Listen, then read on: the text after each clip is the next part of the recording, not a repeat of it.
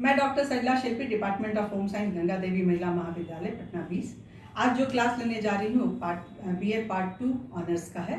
इसमें हम लोग चिकित्सीय आहार पढ़ रहे हैं। पिछले क्लास में हम लोग चिकित्सीय आहार क्या होता है, कितने प्रकार का होता है, ये सब पढ़े। आज हम लोग प्रकार जो होते हैं उसकी विस्तृत जानकारी लेंगे। इसमें हम लोग लेंगे कि भोजन का प्रकार क्या होगा, रोग की अवस्था क्या है, आहार का उद्देश्य क्या है और उस समय रोग की अवस्था के लिए सम्मिलित और क्या वर्जित आहार किया जा सकता है। तो पहला जो भोजन है वो ब्लैंड डाइट है, नरम आहार कहते हैं इसको हम लोग। सादा भोजन बिना मिर्च मसाले वाला, ये देते हैं हम लोग पेप्टिक अल्सर में, पेचिस में, अतिसार में, ऑपरेशन के बाद। और इसका उद्देश्य है पाचन में सहायता करना, आमाशय में जलन नहीं होने देना। सम्मिलित आहार है दूध, पकी सब्जियां, नरम फल, पका केला, चावल, कस्टर्ड, पुडिंग। वर्जित आहार है रेशेदार भोजन, छिलके वाली दाल, तली भुनी सब्जियां व अन्य भोजन। दूसरा है उच्च कैलोरी युक्त आहार, ये देते हैं बुखार में, टाइफाइड फीवर में, क्षय रोग में, प्रोटीन कैलोरी, कुपोषण में, अल्प भार में और हाइपरथायराइडिज्म में। इसका उद्देश्य है चयापचय में मदद, वजन सामान्य बनाए रखना, भूख में वृद्धि करना। सम्मिलित आहार है दूध, शक्कर, ग्लूकोज, मिठाई, अनाज की अधिक मात्रा, मक्खन, पनीर, घी। वर्जित आहार है अधिक तली हुई चीजें, अधिक रेशेदार भोजन। तीसरा है कम कैलोरी युक्त आहार, जिसमें आता है मोटापा, मधुमेह, गुर्दे व हृदय के रोग, उच्च रक्तचाप, गठिया, पित्ताशय की बीमारी। इसका उद्देश्य है चयापचय में मदद करना और सामान्य वजन बनाए रखना। इसके अंतर्गत हम लोग 1200 से 1300 किलो कैलोरी निश्चित आहार देते हैं। सम्मिलित भोजन में दूध, सब्जी, फल, अनाज कम मात्रा में देना चाहिए। और वर्जित आहार है मिठाइयाँ, तले भुने भोजन, शक्कर आदि। इसके बाद उच्च प्रोटीन युक्त आहार है, यह है प्रोटीन कैलोरी कुपोषण की अवस्था में देते हैं। ज्वर, क्षय रोग, जल जाने पर, घाव अथवा अल्पता आदि जब रोग होता है तब। नए कोशों का निर्माण इसका उद्देश्य है। वजन में वृद्धि, कोशों में हुए टूट फूट की मरम्मत, रक्त कणों का निर्माण, हार्मोन का संतुलन।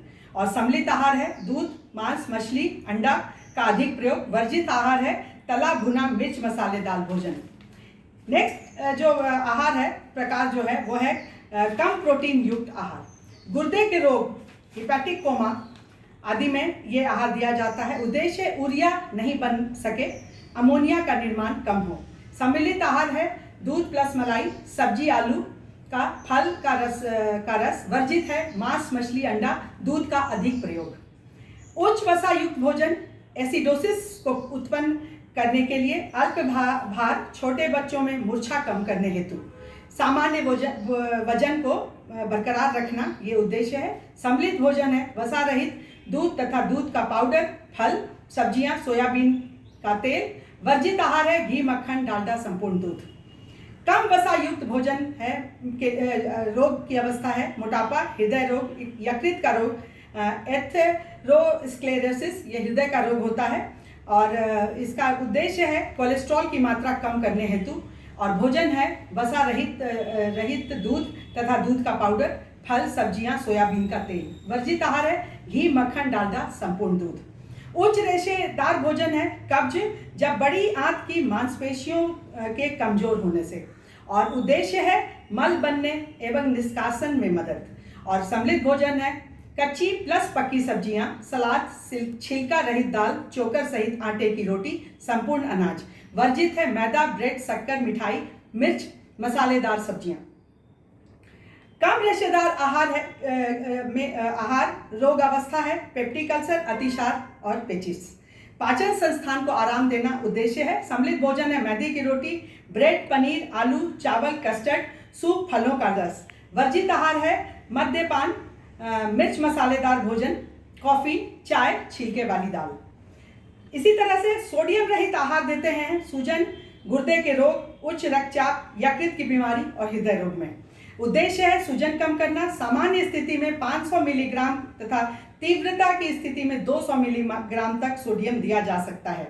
और सम्मिलित भोजन है बिना नमक के अनाज, फल और सब्जी। वर्जित आहार है ऊपर से नमक लेकर खाना, अचार, नमकीन, सेव, दालमोट आदि।